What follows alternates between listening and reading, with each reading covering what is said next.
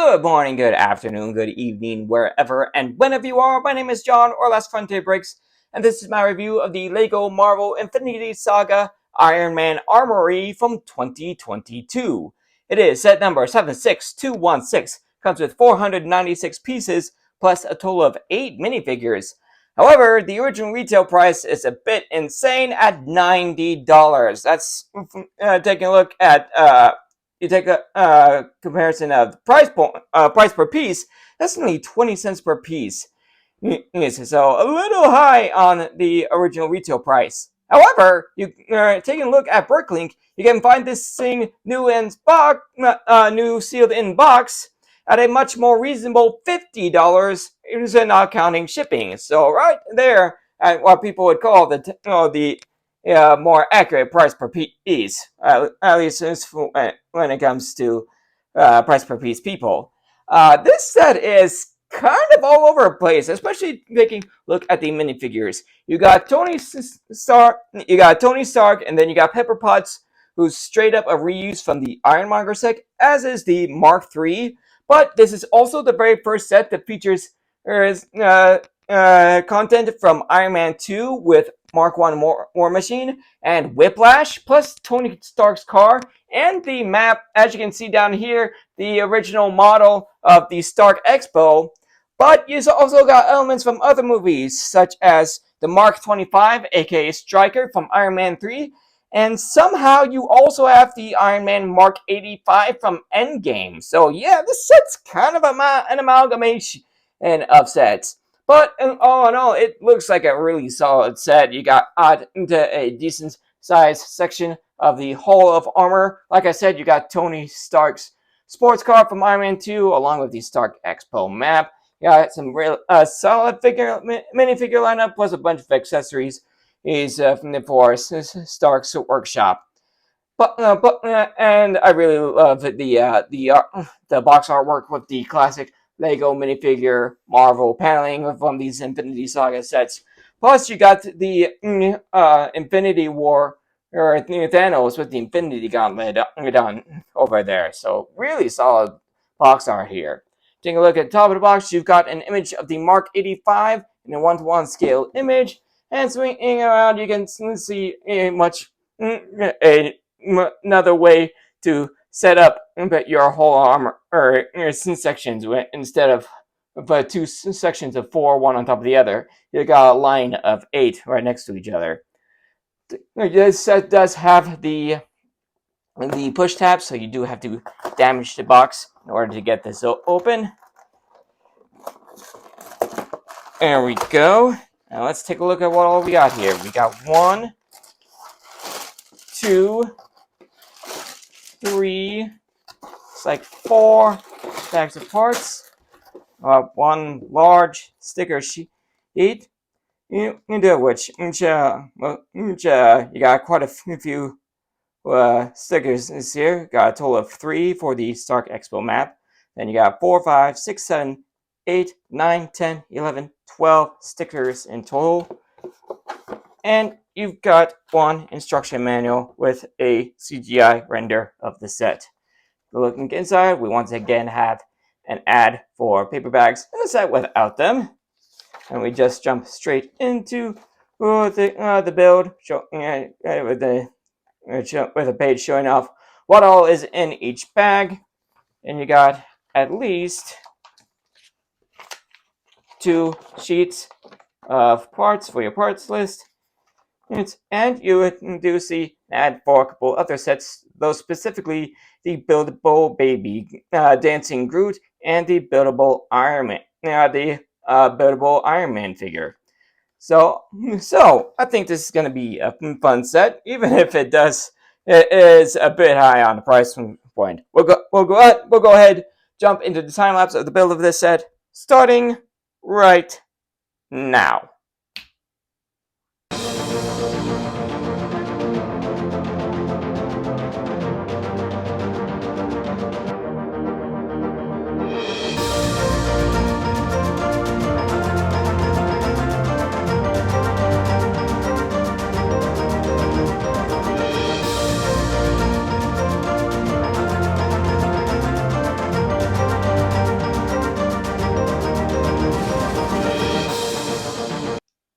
All right, the build is done. I'd say that took about an hour or so to get done. Quite an interesting build, not gonna lie. There's lots of bits and bobs to this thing. We'll go ahead and start off as I usually do with the minifigures, starting off with Tony Stark himself. I do believe you see him wear a shirt at least similar to this in the MCU. Although, to be honest, I seem to remember it showing up in Avengers. Like I said, Ed in the intro, the minifigures in this set are all over the place. But the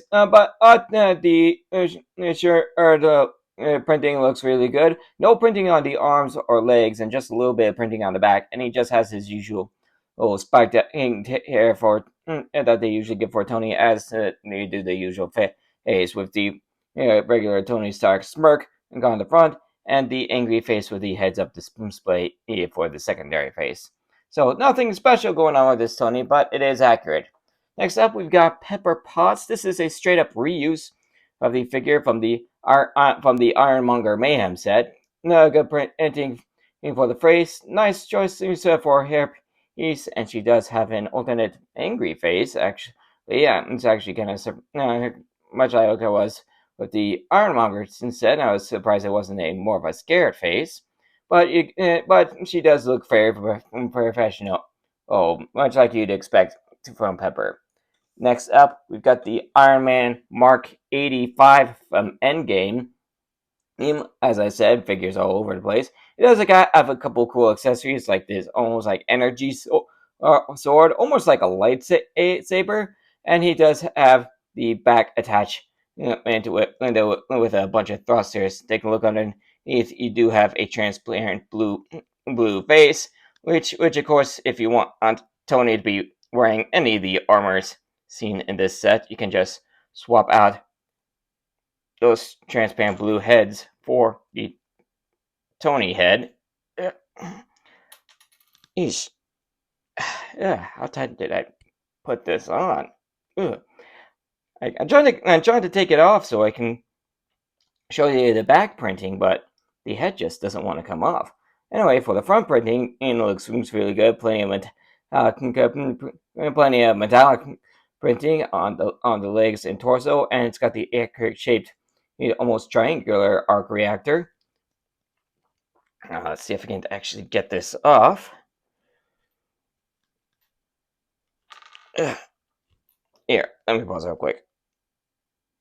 There we go. Finally, I got the back off, and now you can see that the back printing is just as good. And like I said, you do have the attachable thrusters, which are on the same piece that they usually give the Iron Spider, so he can have his mechanical arms. I'll show you where this goes in just a bit.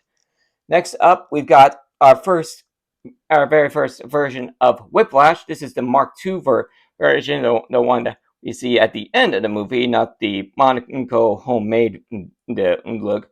It's got some nice shoulder armor. I think this particular shoulder armor was used in one of the Bad Batch figures, but looks really good. Good, nice printing going on both the torso and the legs, with plenty of metallic printing going on. And you notice that his arc reactor is half hidden. Also, nice printing on the helmet as well as the back printing. Taking off the helmet, we can see the look. Let's see the look for his face. It looks actually almost like an evil version of Tony's face. Not gonna lie, and he does have a more muted, angry face. And he also comes with a hairpiece, which, take a look at this thing. I'm pretty sure that this is a reuse of the Kanan Jarrus hair from Rebels. You can just slap that on there. And that looks really good as well. And his weapon, as you can see, is a chain. Is his repulsor whips, and they use a chain piece in transparent blue for that, which looks really good. All in all, nice first appearance by Whiplash.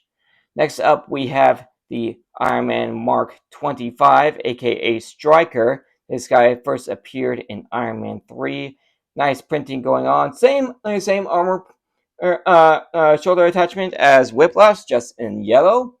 Oh, and he does have his accurate pile driver pieces. so that they use the sonic cannons. The sonic cannon piece is from Shuri from the Black Panther, or from the Black Panthers. It's actually I think the first time it's it might have been the Black Panther sets, either that or one of the Avengers Endgame sets. But those pile drivers look really really good. And then he does have the flip up helmet, which, as I mentioned before, has the transparent blue minifigure head. Nice printing going on the front and back. But one thing I noticed is that the eyes and the arc reactor are the wrong color. The striker suit is a bit unique, as its eyes and arc reactor are the only ones that are green. See if I can get an image showing you that. But yeah, it's a rather unique. It's a rather unique armor. It is apparently it was made for construction. And like you can use like the power drivers like jackhammers is for construction. So, all in all, rather unique Iron Man suit for this set. Next up, we don't have as unique of a figure, but it's still a nice one. We got the Nick Fury from Iron Man 2, and that good hitting on the face. And nice to see that they tried to get the strap for the eye patch to go all the way around the head. It's just they didn't do it on the sides. And good printing on the front and back of the torso, complete with the shield symbol. So nothing too crazy going on with him, but a nice figure nonetheless. And lastly, we have War Machine, the Mark One War Machine, seen at the end of Iron Man 2. Oh, he's got good printing going on the torso with the red arc reactor and the added the gray going on. You can also see, I believe that is his U.S. Air Force Colonel symbol down there in the torso, and you can see this is marked 001, as this is the Mark 1 War Machine. And nice metallic printing added on there, and you can see he's got his minigun, which in reality is actually a lightsaber hilt in gunmetal gray. In the flip of the helmet, and you see his face, and you can see Rhodey's face, which looks really good. Strangely enough, no alternate face, which is weird because they totally could have, but for some reason they decided not to. Let me see if I can get. There we go. Got his head off a lot easier than the Mark 85s, and you can see the back printing for him. So all in all, rather interesting and really good selection for minifigures. Even if some of them are, like I said, they're a little all over the place. Like you got actually, technically, you'll find that there's actually another minifigure in this set. It's currently in a bunch of pieces. But like I said, all in all, really solid minifigure lineup. We'll go ahead take a look at all the side. Go ahead take a look at all the side builds now. First off, we got the little the center of the Hall of Armor, where Tony tests out his suits. It's a simple build, but nothing too crazy going on. But it's rather necessary. Next up, we've got. Let's go with the car. This is Tony's car from Iron Man 2. I believe it's supposed to be an Audi 8 Spider. I looked it up before doing the review. Nothing too crazy going on here. Like it's not like it's gonna be like a Speed Champions style car. Although I could totally see them doing in that. And now that I think about it, but since it's all solid looking car, do have a couple of stickers here with saying Stark 11 for the license plate. And the sticker on the inside with the speedometers, and you can fit both one minifigure in there. Plus, you got all three panels of the miniature of the Stark Expo model, that you see Tony used to create that new element. And you can put these on one of the tables to get the full model. In fact, I think I'll do that right now. Oh, we do have one regular table here. here we got on top of that, we've got some weird looking tool here, and one of the Iron Man helmets. Like I said, there is a third, and there is one last mini here. And this, like I said, it's just in a bunch of pieces right now. So we can just put the parts of the map on there, and voila, there's your full map. There we let's set that aside over here. Next up, I do believe this is supposed to be dummy. Yeah, Tony's faithful robotic assistant, even if it doesn't have the smartest AI, like the coloring they use with the dark gray, black, and a little bit of yellow. And they do give the dummy a bunch of tools they can use, like a full pack of tools. Like you got some sauce over here, and then a few other tools scattered around. You do have a little chair for Tony to sit at his tables. Next up, we got a little bit of a tool storage area. These drawers actually do open, although they didn't pull out all the way. And you got a couple of accessories on there. We got a wrench of some sort of tool. I believe this is supposed to represent the Pepper's little Tony's proof that Tony Stark has a heart. This display plaque. And you got, I'm guessing this is supposed to be some sort of award, and you got a lamp up there. And you got one other small table over here where you can see Tony is working on one of the other suits. You got a coffee mug over here. Got a couple of displays going on here. Like you can see, this one is currently scanning the torso over here, and then this one is preparing to be working on the helmet. And you actually got a couple of Easter egg blueprints here. First off, you got the blueprint for the Captain America's shield, which you see Tony and Coulson and mess around with. And then you also have the arc I do believe this is supposed to be the arc reactor blueprint. So yeah, fun little Easter eggs from Iron Man 2. And then lastly, for the mini builds, we got, I'm guessing this is supposed to be some sort of mechanical tool. I have zero, forgive me if I can't identify it. I have absolutely zero mechanical skills, so I have no idea what this thing is supposed to be. Maybe it's some sort of metal press, but I have no idea. But all in all, it is supposed to be some sort of tool I'm sure Tony uses to fix and or repair his Iron Man suits. And then we do have a couple of fun Easter eggs here. First off, we got a couple of panels here that you can put on the hollow armors. This one here is specifically for the Mark 1, but strangely enough, you might be able to see up here, it's specifically Mark 1 reconstruction. So I guess it's not the actual suit Tony used to get out of that cave in Afghanistan.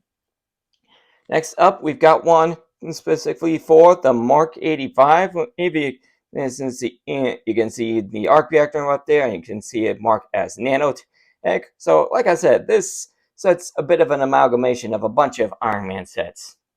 And lastly, this is a really cool one. This one is specifically for the Mark 32, aka the Silver Centurion, which, while not in a set, LEGO has made that armor, and I'm happy to say it's one I have right here. This is the Mark 32 Silver Centurion. This was available as a promotional poly bag, and for people who pre-ordered the Lego Marvel Avengers game from GameStop, and it has become quite an expensive minifigure since then. Take a look at Berkeley. You want to get a hold of this guy brand new, still in the poly bag? You're looking at no less than $90.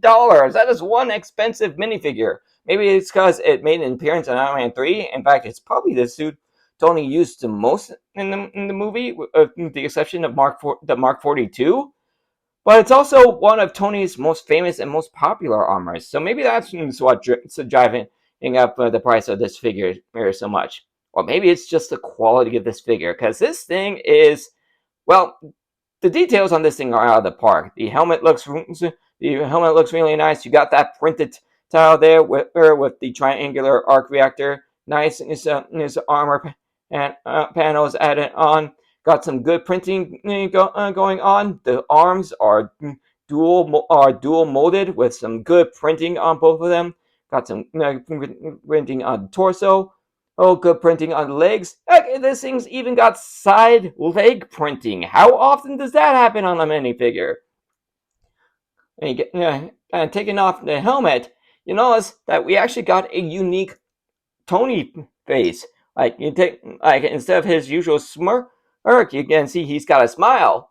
But the real beauty is the secondary face. This Tony is beaten up. He's got a scratch up there over his right eyebrow, right there on his right there where his nose would be. And the most noticeable one is some really major bruising there on over his left eye. So rather unique Tony Stark face. Let me get this off so I can take off the armor piece, and you can take a look at the torso. And then underneath you can see the our character is basically a recreation, a straight up reprint of the 1x1 tile, and you can take, and there's the back of the torso.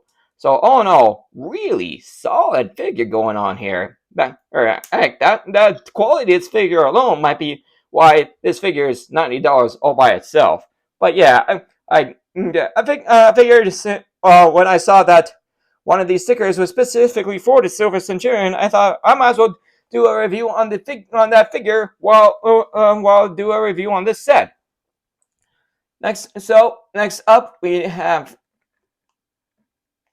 we just have this little display plaque here, and this is where you actually put the Mark 85 boosters when you don't want them on the figure. So nice that they added a little display for that. Next up, we got another one of those. Specifically, we got a stud launcher gun in metallic gold. We do have a couple shots for that, and it also comes with a fire extinguisher. And then we also have the legs for that Iron Man suit. So we'll go ahead, take everything off connected to it. You can see with the torso that it's almost like Tony detached the legs, so you can work on those separately. You don't actually need the black headpiece to put on the helmet, to put on the head, because like all the others, it has the transparent blue head. And once you get all three of these put together, you get your final minifigure, that being the Iron Man Mark III. Much like the Pepper Potts figure, it is a straight up reuse from the Ironmonger set. But all in all, it still looks really, really nice. Nice printing on the helmet, torso, and legs. And I do believe, technically, if you want to, since if you already have the Ironmonger, you could also call this the Mark IV Iron Man suit, as it's basically a straight up rebuild of the Mark III, just a few cosmetic changes to make the suit a bit more streamlined. But you take a look at images of the Mark III and Mark IV side by side, you can hardly tell the difference. So you could also have this be the Mark IV. So all in all, really solid figure lineup. And then of course you have your Hall of Armor display sections. You do they are basically 8 sections that you build all at the same time, with the exception of adding these small side builds on top of 4 of them, and you can have them displayed however you want. If you want them display like this with 4 sections of 2 one on top of the other, you can totally do that. Or if you want one long section of 8 slots, you can totally do that as well. And these slots are big enough that you can put your Iron Man suits in there. So all in all, do I really think that this set is worth $90? Certainly not. I would say $70 at the max. Honestly, I could probably do as cool as some of like the additions in here are, like the Stark Expo map and the blueprints.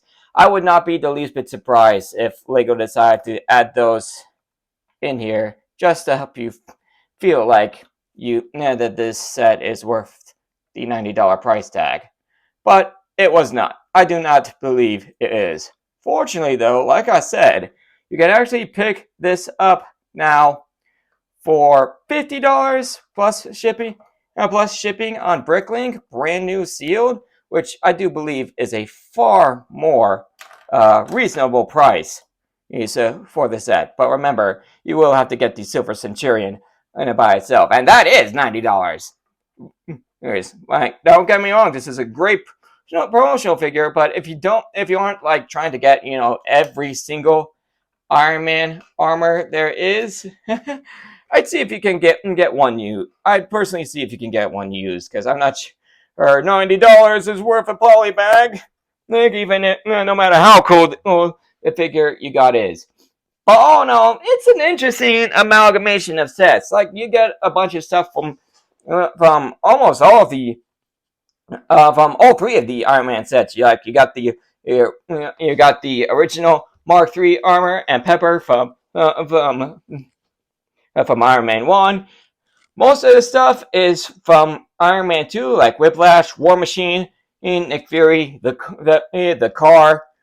You got the Expo map, and then you also get the Striker armor from Iron Man 3. So yeah, it's an interesting amalgamation of sets, not gonna lie. Yeah, but all in all, the figures are a really solid combination, even if it is a bit of a mess. But honestly, now that you're able, we can get it on Bricklink for $50. I feel like that's a bit more worth the price, but $90 certainly not.